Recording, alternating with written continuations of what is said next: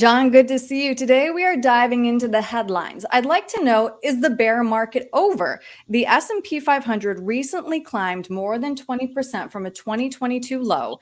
The markets have certainly been on an upswing. So I want to know, how do you define a bull market? I'm seeing some experts who follow that 20% rule, but others consider that to be a false signal. So which metrics are you looking for? When you're in this industry long enough, you realize there's a lot of rules of thumbs out there. Yeah. And so there's the 20% up, 20% down, bear market. I think the bigger picture that you have to look at and say, where's my situation? And again, there's two different ways of looking at that. One is looking from the money manager position where they're trying to find investments and invest at the right time. Then there's others who are looking at the retirement planning and saying, well, how do I protect my clients and make it so that they can retire when they want to? Hmm.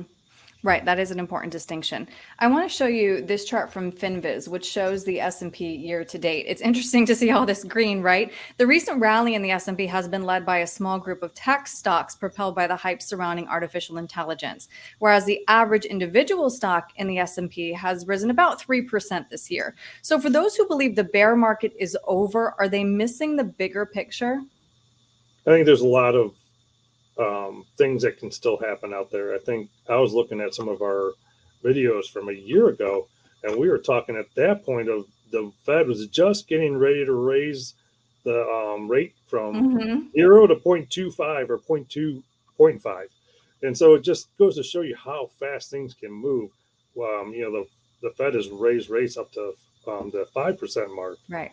And so it's just the whole dynamic changes quite a bit. But really, the same concepts come into play. It is rebalancing. You got to be invested for you.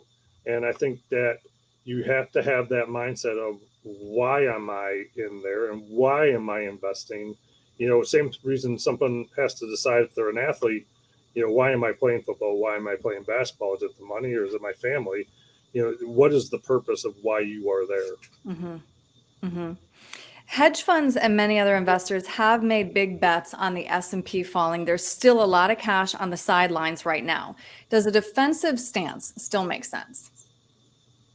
Again, I think that this kind of leads back to, again, a more of a personal approach.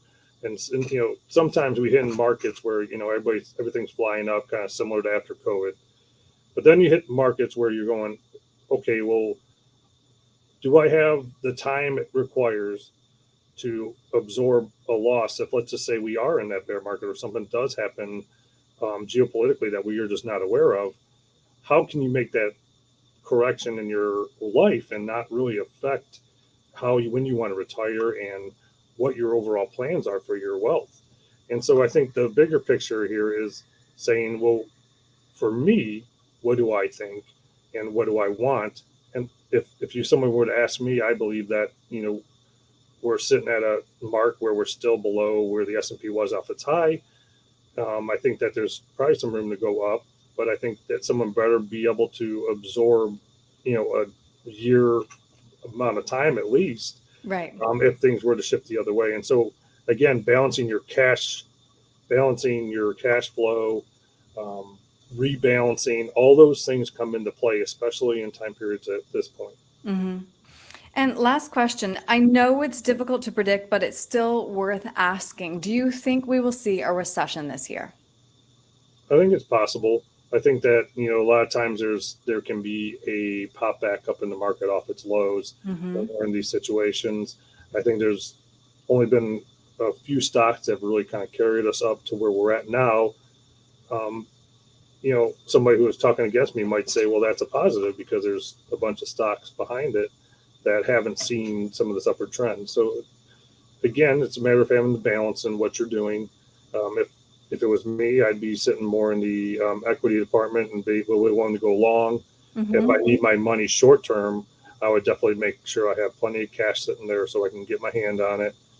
And really, that probably wouldn't change a whole lot depending on whether we were in a bull or bear market. Right. It's all about sticking with that plan. It's just hard to do because we are emotional creatures. John, Certainly. this was really interesting, though, to talk through. I appreciate your time today. If somebody does have questions about any of the headlines they're seeing, or if they are properly allocated and if they're sleeping well at night, what's the best way to reach you?